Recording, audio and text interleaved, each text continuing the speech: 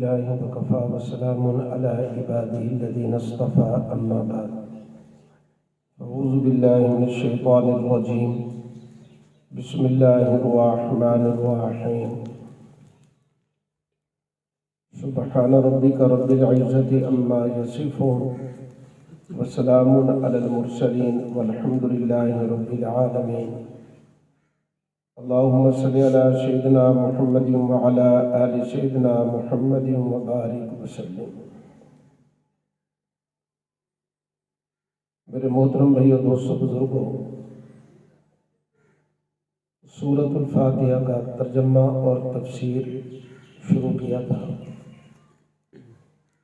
لیکن چونکہ سورۃ فاتحہ اور قرآن مجید کی تلاوت سے پہلے اعوذ باللہ اور بسم اللہ کو پہلے پڑھا جاتا ہے۔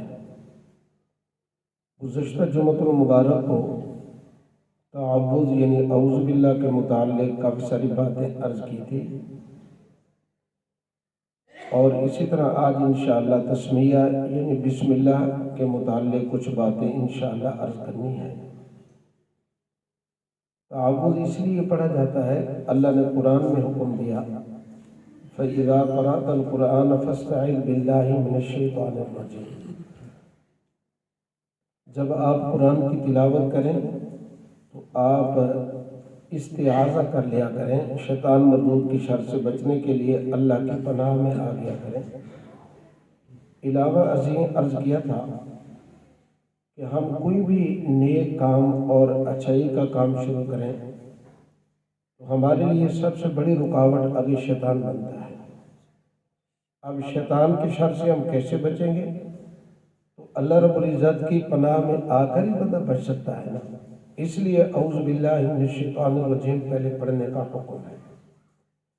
آپ دیکھتے ہیں کہ فقہ کی کتابوں کے اندر دو لفظ استعمال کیے جاتے ہیں علماء کرام کی استعمال میں، فرماتے ہیں کہ جلب منفعت اور دفع مضرت۔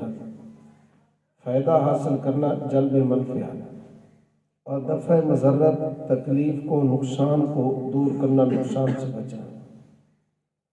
سامنے رکھیں، ان میں سے یاد رکھیں دفع مضرت کی ضرورت زیادہ ہوتی ہے۔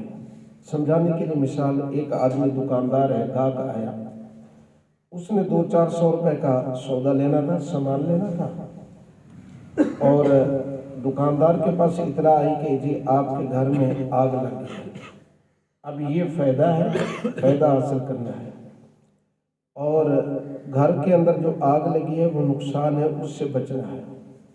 اب کوئی دکاندار 200-400 کے لیے اپنے گھر کو جلتا ہوا برداشت نہیں کرے گا، نفع اتنا چھوڑ دے گا تھوڑا پہلے، تاکہ میں نقصان سے بچ جاؤں گا۔ تو میرے بھائی، جس وقت ہم قرآن کی تلاوت میں قدم رکھ رہے ہیں تو شیطان صاحب ذرا رکاوٹ ڈالے گا، ہمارا نقصان ہوگا، تو اعوذ باللہ من الشیطان الرجیم پڑھنے کا حکم ہے، تاکہ ہم پہلے اس نقصان سے بچیں اور پھر اس کے بعد قرآن کے روحانی فوائد حاصل کریں۔ بسم اللہ الرحمن الرحیم۔ بسم اللہ الرحمن الرحیم کا ترجمہ تو میں شروع کرتا ہوں اللہ کے نام کے ساتھ جو بے حد مہربان نہایت رحم والا ہے۔ یعنی میں اس قرآن کو شروع کر رہا ہوں اللہ کے نام کے ساتھ۔ چنانچہ یاد رکھیں، حدیث مبارکہ میں یہ بات موجود ہے، اللہ کے پیارے حبیب صلی اللہ علیہ وسلم نے ارشاد فرمایا کل امر ذی بال لم یبدأ بسم اللہ فہو اقطع۔ ہر ذی شان کام جو بسم اللہ کے بغیر شروع کیا جائے نا تو وہ کام بھی برکت ہوتا ہے۔ اللہ کے نام کے اندر برکت ہے، یاد رکھیں کہ جب ہم اللہ کا نام لیں گے نا تو اللہ ہمارے کام میں برکت عطا فرمائیں گے۔ یہی وہ فرق ہے خالق اور مخلوق میں۔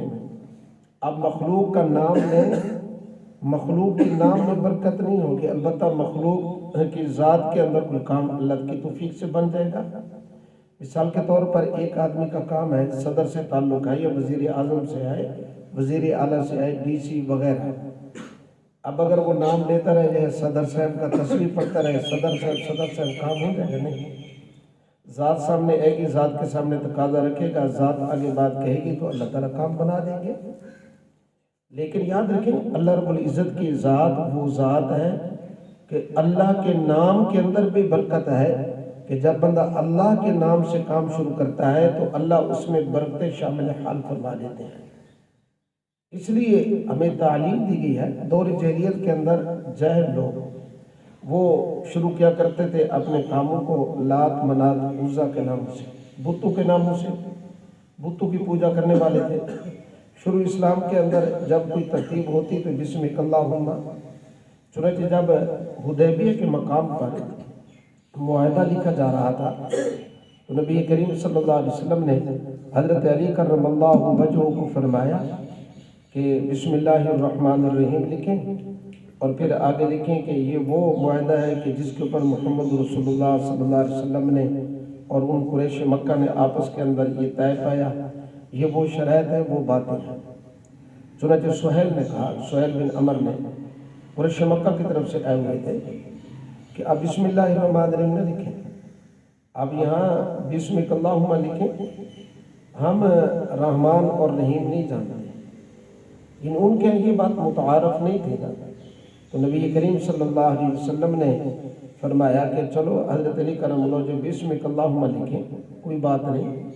اور ایسے موقع پر اللہ پروردگار نے قرآن کریم کی آیت مبارکہ نازل فرمائی، فرمایا کہ قل ادعوا اللہ ود الرحمن ایما تدعوا فلہ الاسماء الحسنی، آپ رحمان کو پکاریں، رحیم کو پکاریں، یہ اللہ کے صفاتی نام ہے۔ اللہ کے اسماء حسنہ بہت سارے ہیں، اللہ تعالیٰ کے صفاتی نام بہت سارے ہیں، اور یہ بھی اللہ تعالیٰ کے صفاتی نام ہیں۔ تو سرکار دو عالم صلی اللہ علیہ وسلم نے بادشاہوں کی طرف جب خط لکھا کرتے تھے تو میرے آقا شروع کے اندر بسم اللہ الرحمن الرحیم لکھتے، اور پھر اس کے بعد کہ یہ حضرت محمد صلی اللہ علیہ وسلم کی طرف سے ہے اور ہرقل روم کی طرف مثال کے طور پر یہ خط بھیجا جا رہا ہے۔ تو میرے آقا گویا کہ خطوط کی شروع میں بھی بسم اللہ، معاہدہ لکھا جا رہا تھا تو وہاں بھی فرمایا بسم اللہ الرحمن الرحیم لکھو۔ تو میرے آقا نے یہ تعلیم دی ہے، فرمایا ذی شان کام اللہ کے نام کے ساتھ شروع کیا جائے، بسم اللہ الرحمن الرحیم کے ساتھ شروع کیا جائے تو اللہ تعالیٰ اس کے اندر برکتیں عطا فرماتے ہیں۔ چنانچہ سرکار دو عالم صلی اللہ علیہ وسلم نے ارشاد فرمایا کہ کھا رہے ہو تو بسم اللہ الرحمن الرحیم پہلے پڑھو، اور پی رہے ہو تو پہلے بسم اللہ الرحمن الرحیم پڑھو۔ فرمایا کہ دروازہ بند کرو تو بسم اللہ الرحمن الرحیم پڑھو، اور چراغ کو بجھاؤ تو بسم اللہ الرحمن الرحیم پڑھو۔ یعنی میرے آقا نے ہمیں یہ تعلیم دی ہے کہ آپ جو بھی کام کر رہے ہیں نا، فرمایا کہ فضیلت والا کام ہے، عبادت والا کام ہے، جائز کام ہے، اس کے شروع کے اندر بسم اللہ الرحمن الرحیم ضرور پڑھنی چاہیے۔ بسم اللہ الرحمن الرحیم کہ اب گویا کہ یہ کام جو میں کر رہا ہوں نا، اس کام کے کرنے کے اندر میری ذاتی کوئی طاقت نہیں ہے، میری ذاتی کوئی پاور نہیں ہے، میرا ذاتی کوئی اختیار نہیں ہے، یہ تو اللہ پروردگار جو ہے اگر چاہیں گے تو میرا یہ کام ہو جائے گا۔ یہ معاملہ تو اللہ کے سپرد ہے نا۔ حضرت ابراہیم ادم رحمۃ اللہ علیہ بادشاہ گزرے ہیں، بڑے نیک بادشاہ تھے، اللہ نے ولایت کا مقام بھی دیا تھا۔ ان کا ایک دوست تھا، ان کے پاس ملنے کے لیے آیا، اور بے تکلف دوست تھا، بچپن کا دوست تھا، اصل میں کچھ کام تھا اور کچھ مدد کے لیے آیا کہ میری مدد کریں۔ ابراہیم ادم رحمۃ اللہ علیہ نے اپنے کمرے کے ساتھ والا کمرہ، چونکہ میرا دوست ہے بچپن کا، اس کو کمرہ دیا اور وہاں اس کو کہا کہ آپ نے رات کو سونا ہے۔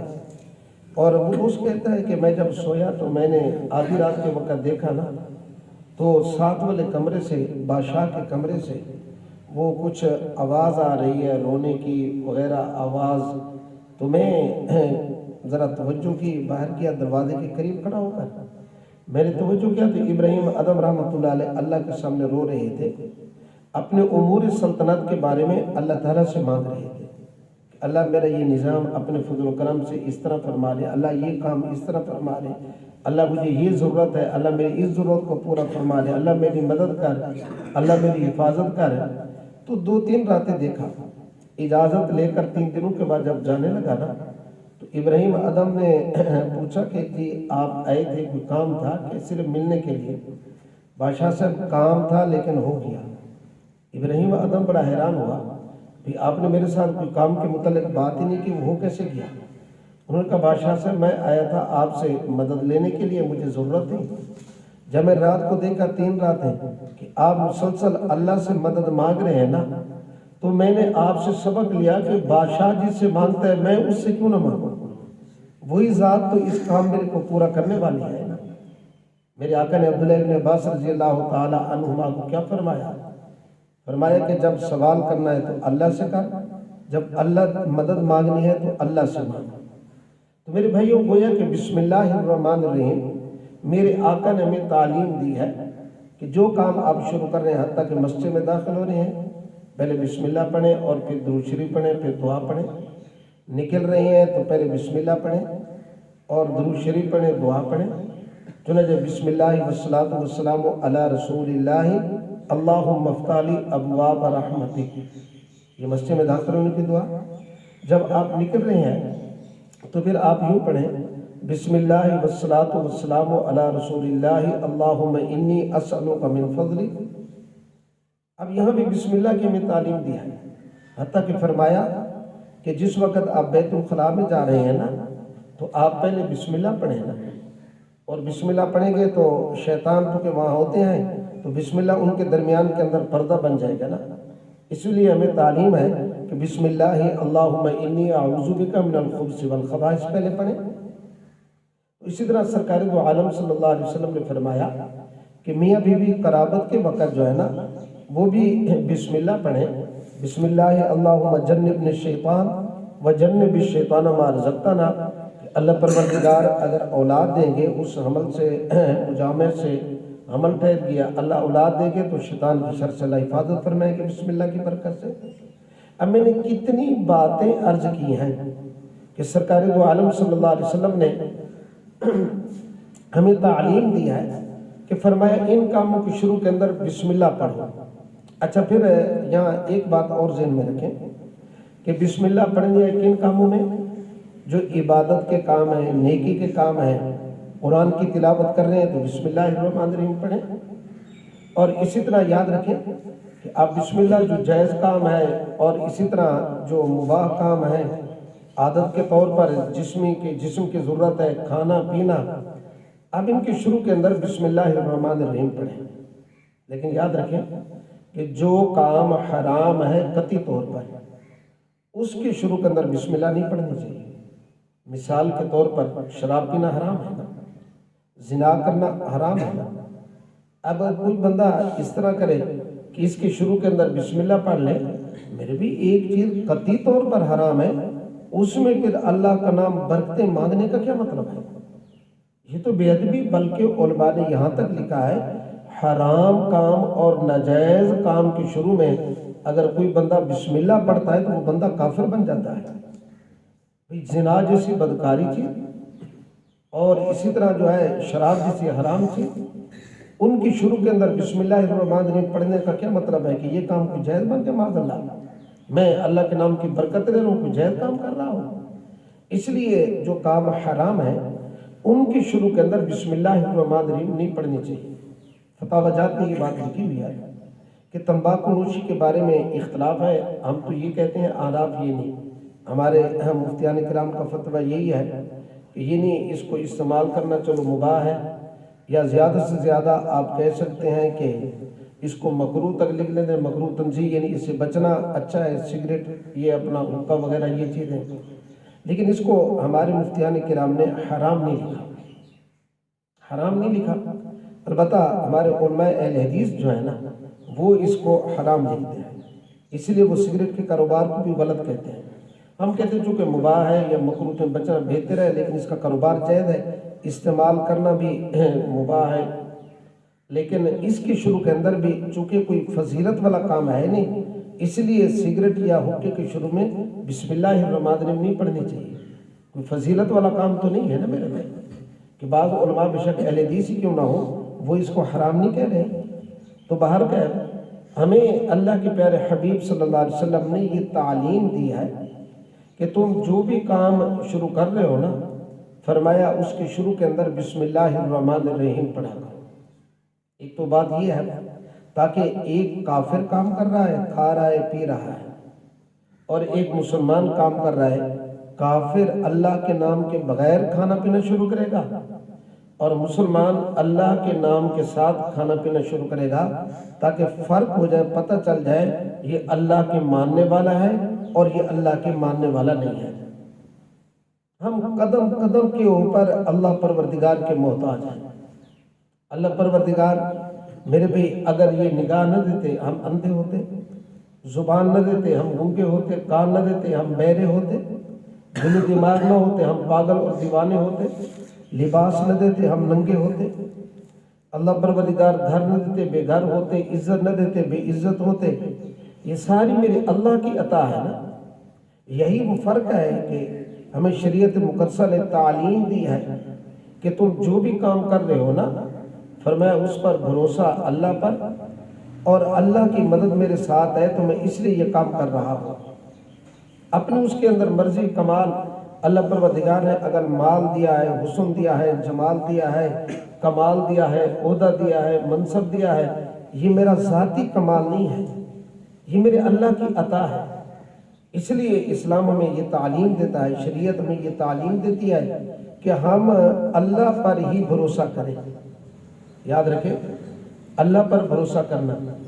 بعض دفعہ یوں ہوتا ہے کہ بعض لوگ رہبانیت اختیار کر لیتے ہیں، جائز کام بھی کھانا پینا چھوڑ دیا کہ میں اتنے دن گوشت نہیں استعمال کروں گا، اتنے دن میٹھی چیز، شوگر کے الٹے سے پرہیز تو علیحدہ بات ہے، لیکن ایک حلال چیز کو حرام بنا دینا، تعطل کر لینا، شریعت اس کی بھی اجازت نہیں دیتی۔ اور دوسرا درجہ ہوتا ہے، یاد رکھیں، تسبب کا، کہ صرف اسباب اختیار کر لو، محنت کرو، بس اسباب اس کے اندر سارا کچھ ہو جائے۔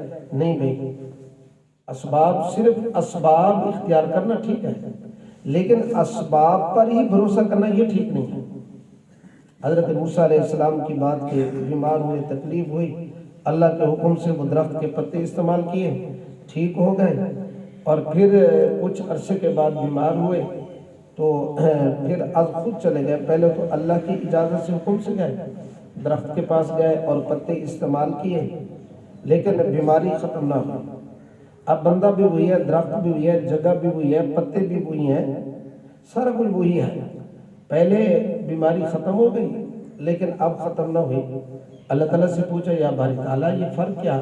اللہ نے فرمایا کہ میرے کلیم پہلے میرے حکم سے گئے تھے، اب اپنی مرضی سے گئے ہیں، شفا میرے حکم میں ہے۔ جب اللہ چاہتے ہیں تو معلوم ہوا کہ اسباب میں تاثیر کب ہوتی ہے؟ جب میرے اللہ چاہیں گے۔ ہماری جماعت والے سادے جملے بولتے ہیں، بڑے قیمتی ہوتے ہیں۔ آگ جلاتی ہے کب؟ جب اللہ کو منظور ہوگا۔ اگر اللہ کو منظور نہیں تو ابراہیم علیہ السلام کو نہیں جلایا نا۔ چھری کاٹتی ہے کب؟ جب اللہ کی طرف سے اجازت ہوگی۔ اگر اجازت نہیں ہے تو اسماعیل علیہ السلام کا گلا کیوں نہیں کٹا؟ اجازت نہیں تھی، نہیں کٹا۔ اسباب صرف اختیار کر کے، آج ہمارا یہ المیہ ہے امت کا کہ ہم اسباب، گھر کے سارے بندے بھاگ دوڑ ہے کمانے میں، سارا کوئی اسباب۔ شریعت میں یہ تعلیم دیتی ہے اسباب بھی اختیار کرو لیکن توکل اور بھروسہ اللہ کی ذات پہ کرو۔ میں نے اسباب اختیار کیا ہے لیکن اس سبب سے فائدہ کب ہوگا؟ جب میرے اللہ چاہیں گے۔ اس لیے ہمیں شریعت نے جوڑا کہ فرمایا کہ تم جو اسباب اختیار کر رہے ہو، کھا رہے ہو، پی رہے ہو، فرمایا اس کے شروع کے اندر بسم اللہ الرحمن الرحیم پڑھو۔ بھوک کب ختم ہوگی؟ جب میرے اللہ چاہیں گے۔ اچھا پھر اس کے اندر دیکھیں، حضرت مفتی محمد شفیع صاحب رحمۃ اللہ علیہ نے بڑی ایک باریک سی بات لکھی ہے۔ فرمایا کہ آپ کھانا کھا رہے ہیں اور کھانے کے شروع کے اندر بسم اللہ الرحمن الرحیم پڑھنے کی جو تعلیم ہے، آپ ذرا تھوڑی دیر کے لیے میں اور آپ ذرا غور کر کے دیکھیں کہ میرے سامنے جو روٹی کا نوالا پکا پکایا پہنچا ہے، یہ آٹومیٹک پک کر ویسے پہنچ کے اڑ کر آ گیا؟ نہیں میرے بھائی، آپ ذرا پیچھے غور کر کے دیکھیں کہ زمیندار نے، کسان نے زمین کے اندر ہل چلایا اور گندم کاشت کی ہے، اور پھر اس کے بعد آگے محنت کی ہے میرے بھائی کہ کبھی اس کے اوپر سپرے کر رہا ہے، کبھی کھاد ڈال رہا ہے اور اس کو پانی لگا رہا ہے، ملازم رکھے ہوئے ہیں، کچھ لوگ وہ کیا کر رہے ہیں، سپرے کرنے والے ہیں، کچھ پانی لگانے والے ہیں، اور پھر اس کے بعد گندم کی کٹائی کے لیے علیحدہ پوری ایک لیبر ہوتی ہے۔ اب وہ لوگ آئے، انہوں نے گندم کی کٹائی کی اور پھر اس گندم کو گانا ایک علیحدہ ترتیب ہوتی ہے، تھریشر وغیرہ، کچھ لوگوں نے یہ کام کیا، اور پھر اس کے بعد گندم تیار ہو کر گھر پہنچی اور گھر کی خاتون جو ہے اس کو دانے وغیرہ میں کوئی بھوسا وغیرہ ہو تو صاف کر کے پھر وہ کدھر بھیجتی ہے؟ چکی کی طرف بھیجتی ہے۔ اب چکی کے اوپر کچھ لوگوں نے اس کا آٹا تیار کیا، پھر آٹا بن کر گھر پہنچا، عورت نے اس میں پانی ڈال کر پھر اس کو پکانے کے لیے تیار کیا اور پھر اس کو تنور کے اندر لگایا اور پھر روٹی پکی۔ پھر اس کے بعد یہ آپ کے سامنے پہنچی ہے۔ اے بندے تو غور کر کے دیکھ، اللہ نے ایک لقمہ تیرے تک پہنچانے کے لیے 20 لوگوں کو تیری خدمت پہ لگا دیا ہے، کیا کھاتے وقت اس اللہ کا شکریہ ادا نہیں کرنا چاہیے؟ اللہ تیرا کتنا احسان ہے۔ اللہ میں تیرے نام سے ہی شروع کر رہا ہوں کہ تو نے سینکڑوں لوگوں کو میری خدمت پہ لگا دیا ہے۔ یہ حکمت ہے کہ توکل اور بھروسہ بھی اللہ پر، اور اس چیز کے اندر برکت آئے گی اللہ کے نام سے۔ تو میرے آقا نے ہمیں تعلیم دی ہے کہ بسم اللہ الرحمن الرحیم سے ہر کام کی ابتدا کرو، اور بسم اللہ الرحمن الرحیم میں ذرا غور کر کے دیکھیں، پہلے نمبر پر با ہے اور پھر اس کے بعد آگے لفظ اسم ہے، اور اسم کا معنی نام ہوتا ہے، آگے لفظ اللہ کا یہ ذاتی نام ہے، اور آگے پھر رحمان اور رحیم۔ اب یہ تقریباً بسم اللہ کے میں نے آپ کو الفاظ بتا دیے۔ اب یہاں بسم اللہ الرحمن الرحیم، چنانچہ سب سے پہلے اب با ہے۔ با کا کیا معنی ہوتا ہے؟ یاد رکھیں، با یہ اس کے 3 معنی عوام کے سامنے جو بیان کیے جاتے ہیں وہ 3 معنی تقریباً معروف ہیں۔ نمبر 1 اس کو الصاق کہتے ہیں، اور نمبر 3 استعانت کہتے ہیں، نمبر 3 تبرک۔ میں اب اس کی ذرا وضاحت کرتا ہوں۔ الصاق کا مطلب یہ عربی کا لفظ ہے کہ یہ بسم اللہ کے شروع کے اندر جو با ہے نا، یہ با کا جو نقطہ ہے نا، اسے یہ بڑا قیمتی ہے۔ اس کا معنی اگر الصاق ہو، الصاق کا معنی ہوتا ہے ملانا، کہ یہ کیا کرتی ہے؟ مخلوق کو خالق کے ساتھ ملاتی ہے۔ بسم اللہ شریف مخلوق کو بسم اللہ الرحمن الرحیم کھانے کی شروع میں پڑھا، کی تلاوت کی شروع میں پڑھا، پینے کی شروع میں پڑھا، تو اپنے بندے کو اپنے رب کے ساتھ ملا رہی ہے نا۔ اس لیے اس کو ایک معنی الصاق والا کہتے ہیں کہ رب کے ساتھ بندہ مل گیا، رب کے ساتھ جڑ گیا تو سارا مسئلہ ہی حل ہو گیا میرے بھائی۔ امام الاولیاء حضرت مولانا احمد اللاہوری رحمۃ اللہ علیہ ارشاد فرمایا کرتے تھے، فرماتے تھے کہ اگر میں اسٹیشن پر موجود ہوں اور گاڑی آ چکی ہو اور 1 پاؤں میرا گاڑی میں ہو اور 1 پلیٹ فارم پر ہو، گاڑی چلنے کے قریب ہو، کوئی بندہ مجھ سے پوچھے کہ قرآن کا خلاصہ کیا ہے، آپ مفسر قرآن تھے، آپ نے ارشاد فرمایا کہ میں کہوں گا قرآن کا خلاصہ 3 چیزیں ہیں: اللہ کو عبادت سے، حضور صلی اللہ علیہ وسلم کو اطاعت سے، مخلوق کو خدمت سے خوش اور راضی رکھنا۔ یہ پورے قرآن کا خلاصہ ہے۔ جب اللہ راضی ہو گیا اللہ کی عبادت کی تو مسئلہ ہی حل ہو گیا نا۔ ایک بزرگ تھے، اس کے پاس ایک آدمی گیا، جی کیا حال ہے؟ الحمدللہ ٹھیک۔ انہوں نے کہا آپ غریب بھی ہیں، حالات بھی آپ کے اچھے نہیں ہوتے، لیکن جب بھی آپ سے پوچھے جائیں تو آپ بڑے سکون سے جواب دیتے ہیں۔ وہ بزرگ کہنے لگے مجھے پریشان ہونے کی کیا ضرورت ہے، سارا نظام تو میری مرضی سے چل رہا ہے کائنات کا۔ انہوں نے کہا اللہ کے بندے، یہ اللہ کی مرضی سے چل رہا ہے، آپ نے کیسا جملہ کہہ دیا؟ اس نے کہا آپ نے بات کو سمجھا نہیں ہے، میں نے اپنی مرضی اپنے مولا اپنے اللہ کے تابع کر دیا ہے۔ جو اللہ کی مرضی ہے میری بھی وہی مرضی ہے، تو سارا نظام میری مرضی سے نہیں چل رہا، مجھے پریشانی کی کیا ضرورت ہے؟ اس لیے میرے بھائی پہلا معنی با کا ہے، با الصاق کے لیے، یعنی یہ اللہ اور بندے کو آپس میں ملانا۔ دوسرا معنی میں نے عرض کیا کہ با کا معنی کیا ہوتا ہے؟ استعانت۔ استعانت کا معنی ہوتا ہے مدد مانگنا، کہ آدمی بسم اللہ پڑھ کر جب کوئی کام شروع کر رہا ہے نا تو آدمی اللہ سے مدد مانگ رہا ہے، اللہ تیرے نام کے ساتھ تو رحمان بھی ہے رحیم بھی ہے، تو میں مدد تجھ سے مانگ کر یہ کام شروع کر رہا ہوں۔ اور تیسرا معنی تبرک، یعنی برکت کے لیے صاحب کہ میں نے شروع میں عرض کیا کہ اللہ کے نام کے اندر برکت ہے ہی ہے، اس لیے بسم اللہ الرحمن الرحیم سے آدمی اپنے کام کو شروع کرتا ہے، قرآن کی تلاوت کو شروع کرتا ہے، دیگر عبادات کے جو کام ہیں اور جو اچھے کام ہیں اور جائز کام ہیں ان کے شروع کے اندر بسم اللہ کی میں تعلیم دی ہے۔ بسم اللہ الرحمن الرحیم ایک مجھے واقعہ یاد آ گیا، یہ بسم اللہ الرحمن الرحیم نا اس کی فضیلت بھی بڑی ہے۔ بسم اللہ الرحمن الرحیم، قیصر روم نے حضرت عمر رضی اللہ تعالی عنہ کی طرف خط لکھا۔ خط میں کیا لکھا کہ امیر المومنین میرے سر میں درد رہتا ہے، ہمیشہ ختم نہیں ہو رہا، آپ مہربانی کریں، کوئی علاج کوئی طریقہ بتائیں۔ حضرت عمر رضی اللہ تعالیٰ عنہ نے ایک ٹوپی بھیجی، فرمایا یہ پہن لو درد ختم ہو جائے گا۔ ٹوپی پہنی، درد ختم ہو گیا۔ اچھا جب ٹوپی اتارتے پھر درد شروع ہو جاتا۔ ایک دن خیال آیا، روم کے بادشاہ کی بات نقل کر رہا ہوں، کہ ذرا ٹوپی کھول کر دیکھوں سیدھی اندر کیا چیز ہے۔ جب ٹوپی کو کھولا تو اندر ایک کاغذ کا ٹکڑا نکلا چھوٹا، اور اس پر لکھی ہوئی تھی بسم اللہ الرحمن الرحیم۔ یعنی بسم اللہ الرحمن الرحیم برکت سے اللہ تعالیٰ نے بادشاہ کے سر کا درد دور فرما دیا۔ حضرت خالد بن ولید رضی اللہ تعالیٰ عنہ صحابہ کرام میں سے سپہ سالار اور کمانڈو قسم کے صحابی تھے نا، تو جب ایسا ہوا روم والوں کے ساتھ لڑائی ہوئی، اللہ تعالیٰ نے ان کو فتح دی، اب ان کے فوجی پکڑے گئے، جرنیل پکڑے گئے، تو کچھ جرنیل جو ہے نا حضرت خالد بن ولید رضی اللہ تعالیٰ عنہ کے اپنا خیمے میں تھے، اور ایک جرنیل ان میں سے بولا خالد بن ولید سے کہ جی اب ہم چونکہ پکڑے ہوئے ہیں، آپ کو فتح ہوئی ٹھیک ہے، عربی کا ایک مقولہ بھی ہے الحرب السجال کے لڑائی ڈول ہے، کنویں پر رکھا ہوا ڈول کبھی میرے ہاتھ میں کبھی آپ کے ہاتھ میں، کبھی آپ کو فتح کبھی ہمیں فتح، تو لیکن میں ایک بات، آپ ہمارے دشمن ہیں، ہم آپ کے دشمن ہیں، میں آپ کو ایک راز کی بات بتا دوں۔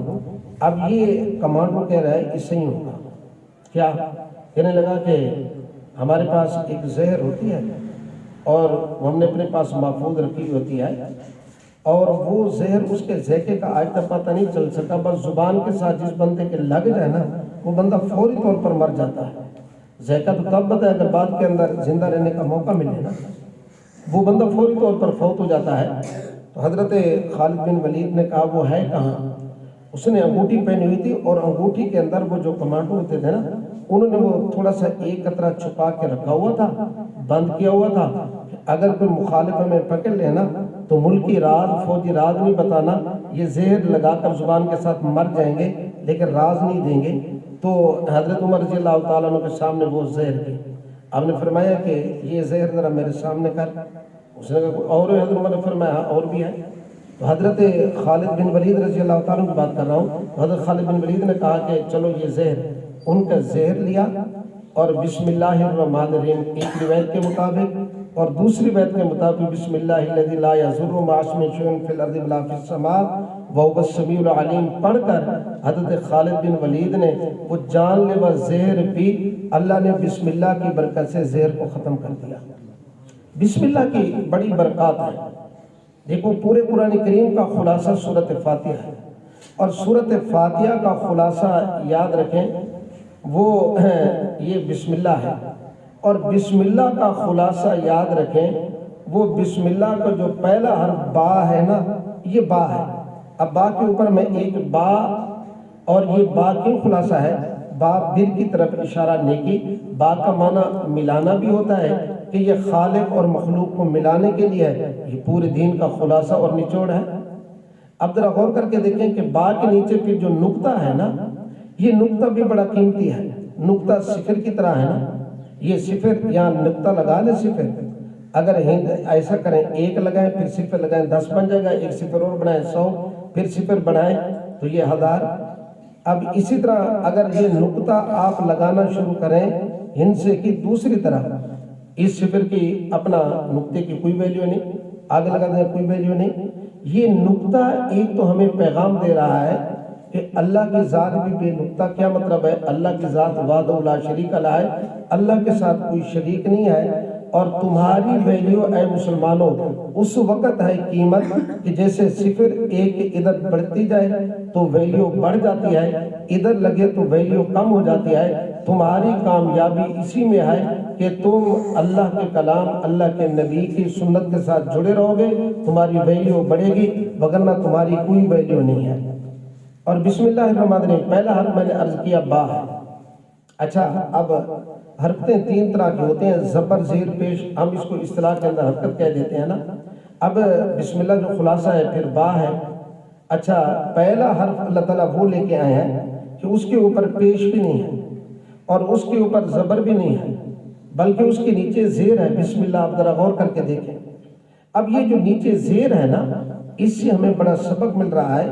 زبر حرف کے اوپر ہوتی ہے، پیش اوپر ہوتا ہے، زیر نیچے ہوتی ہے۔ زیر ہمیں تواضع اور عاجزی انکساری کا درس اور سبق دے رہی ہے کہ دیکھو میں نے تواضع اختیار کی، اللہ نے اپنے کلام کو مجھ سے شروع کیا ہے۔ اگر تم بھی تواضع اختیار کرو گے، اللہ تمہیں بھی بلندیاں عطا فرمائیں گے۔ تو بسم اللہ کی میں نے وضاحت عرض کیا ہے۔ اب اس کے اندر اللہ رحمان رحیم، یہ اللہ تعالیٰ کے جو صفاتی نام ہیں، اب یہ ذرا ان کے معانی اور مطالب رہتے ہیں۔ اگر سورۃ فاتحہ کے شروع کے اندر بھی دوسری آیت کے اندر پہلی آیت میں یہ چیزیں آ رہی ہیں، پہلی دوسری آیت میں انشاءاللہ پھر اگلے جمعے اللہ رحمان رحیم علم شریفی کی ابتدا کریں گے، سورۃ فاتحہ کے فضائل بھی بیان کریں گے، نماز میں پڑھنے کے اس کا درجہ اور مقام۔ اللہ تعالیٰ توفیق عمل نصیب فرمائے۔ وما علینا الا البلاغ۔